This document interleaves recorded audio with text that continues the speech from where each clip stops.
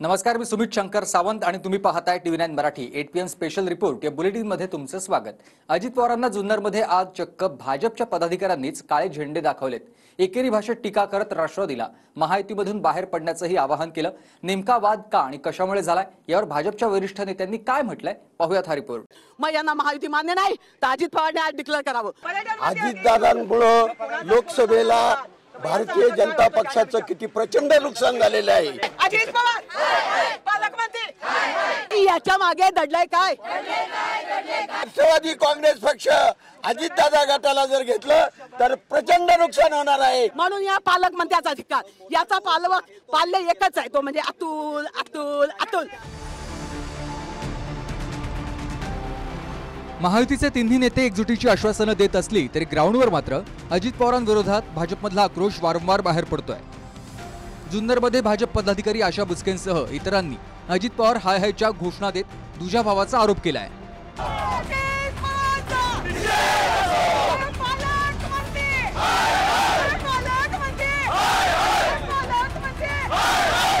अजिबात नाही, नेत्यांचे अपमान आम्ही सहन करणार नाही। देवेंद्रजींचा अपमान सगळ्या जनतेचा अपमान आहे।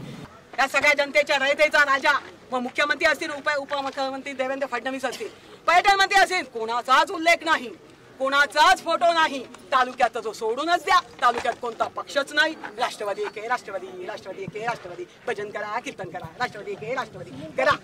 याच्या मुख्यमंत्री आणि उपमुख्यमंत्री यांचे फोटो नाही। आम्हाला त्यांना पक्षात राहायचं, याच्यात युतीत नसेल राहायचं तर आजच त्यांनी निश्चय करावा। मुख्यमंत्री उपमुख्यमंत्री यांचा अपमान केलाय अजितदादांनी। त्यांच्या लाडक्या बहिणी त्यांचे बॅनरला कुठेही फोटो नाहीये, त्यांचा अपमान तो आमचा अपमान। आमच्या नेत्यांचा अपमान आम्ही सहन करणार नाही। राज्याचे मुख्यमंत्री उपमुख्यमंत्री देवेंद्र फडणवीस किंवा एकनाथ शिंदे भाऊ हे जनतेसाठीच करतात, त्यांचा फोटो सुद्धा तुम्हाला कुठे दिसतोय का बघा। पर्यटन विभागाच्या बैठकीत अजित पवारांनी फक्त त्यांचेच आमदार अतुल बेनकेंना बोलावून भाजप शिंदे गटाला अंधारात ठेवल्याचा आरोप भाजप पदाधिकाऱ्यांचा आहे। त्याविरोधात अजित पवारांच्या जनसन्मान यात्रेला काळे झेंडेही दाखवले गेले।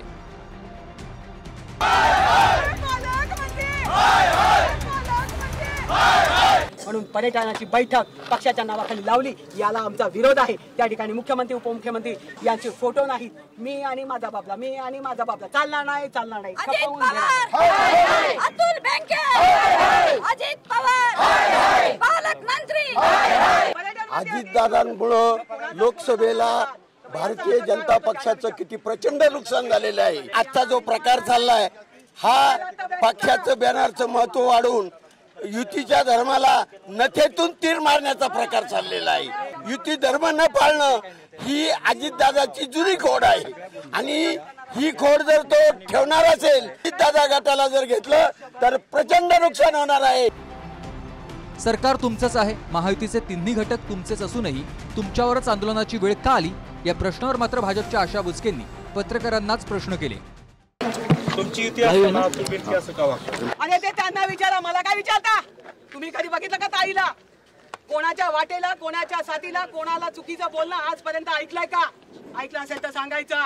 पण अतिरेक झाल्यावर आमच्या या राज्याला, या सगळ्या जनतेच्या रयतेचा राजा मग मुख्यमंत्री असतील, उपमुख्यमंत्री देवेंद्र फडणवीस असतील, पर्यटन मंत्री असतील, कोणाचाच उल्लेख नाही। फडणवीसांचा पारदर्शक कारभारावर विश्वास असताना शिवाय अजित पवार देखील आपण काहीही लपून छपून करत नाही हे ठामपणे सांगत असतानाही भाजप पदाधिकारी जुन्नरच्या बैठकीत काय दडलंय याच्या खुलाशासाठी आग्रही होते।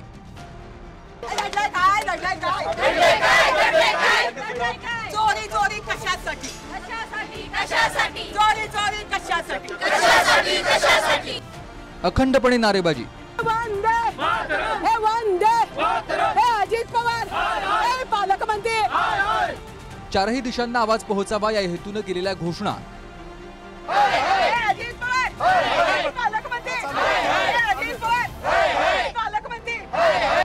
पोलिसांनी ताब्यात घेतल्यानंतरही गाडीत न बसता चालत्या गाडीवरून दिलेले नारे। अजित पवारचा करायचं काय? भर उन्हात विविध माध्यमांना दिलेल्या प्रतिक्रिया। मी आणि माझा बाबला, मी आणि माझा बाबला चालणार नाही, चालणार नाही। अतुल बेनके नारी नाही ये चिंगारी है या समर्थकांच्या घोषणेमुळे भाजपच्या आशा बुचकेंचा विश्वास दुणावला होता। त्याच्या पाठीचा अरे आग नाही चिंगारी है ये जुन्नर की नारी है अरे आग नहीं ये चिंगारी है ये जुन्नर की नारी है। मात्र याच आंदोलनामुळे नंतर बुचकेंना रक्तदाबाचा त्रास जाणवल्यानं रुग्णालयात भरती करावं लागलं। मी आणि माझा बाबला चालणार नाही राष्ट्रवादी एक आहे, राष्ट्रवादी एक आहे, राष्ट्रवादी अजित पवार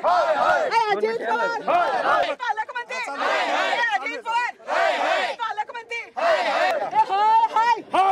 म्हणून या पालकमंत्र्याचा अधिकार याचा पाल्य एकच आहे तो म्हणजे अतुल मग बाकी सगळे कोण आहेत। अजित पवारने या ठिकाणी डिक्लेअर करावं पालकमंत्र्यांनी या ठिकाणी असा पालकमंत्र्याचा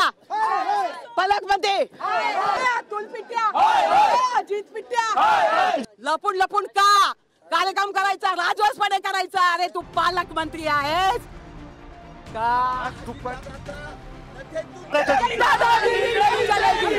याच्या मागे दडलाय काय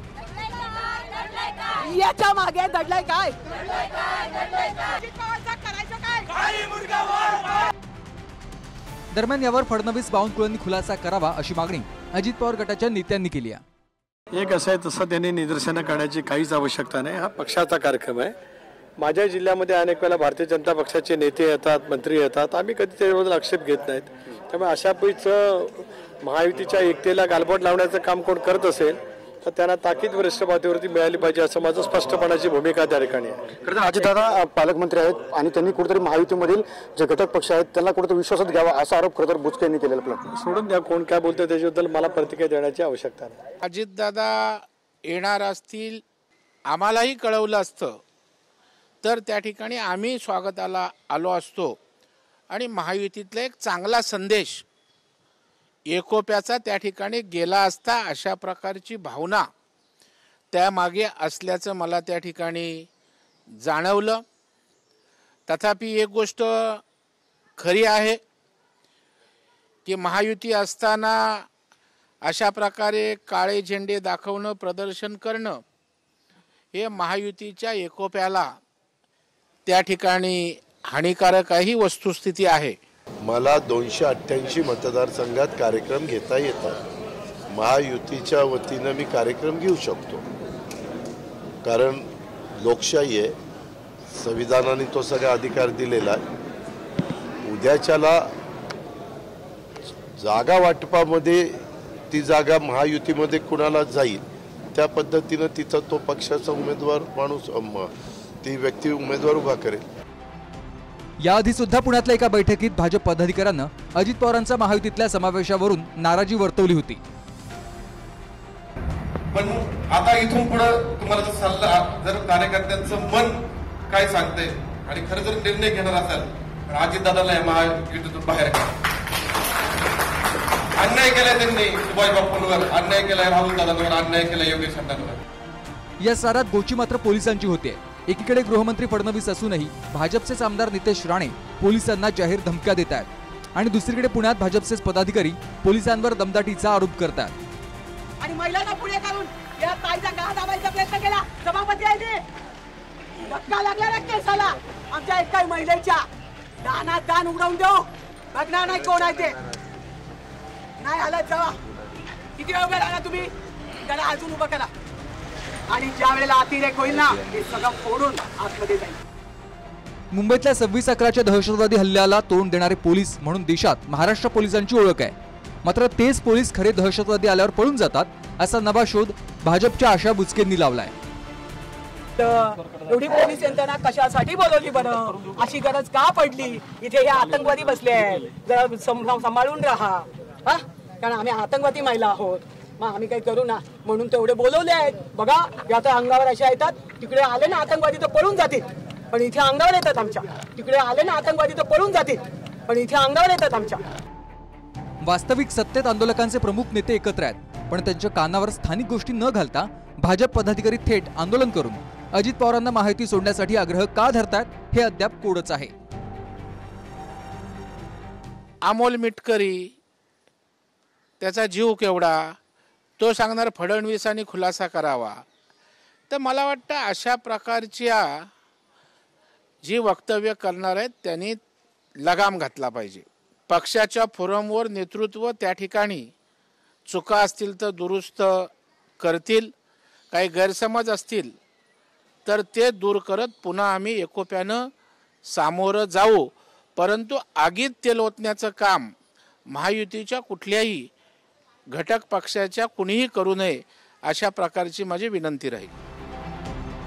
मात्र सत्तेत सर्वाधिक आमदार असूनही जर भाजपच्याच पदाधिकाऱ्यांना रस्त्यावर बसून आंदोलन करण्याची वेळ येत असेल तर मग सामान्यांनी काय करावं हा सुद्धा प्रश्न आहे. सुनील थिगळे, TV9 मराठी, जुन्नर, पुणे.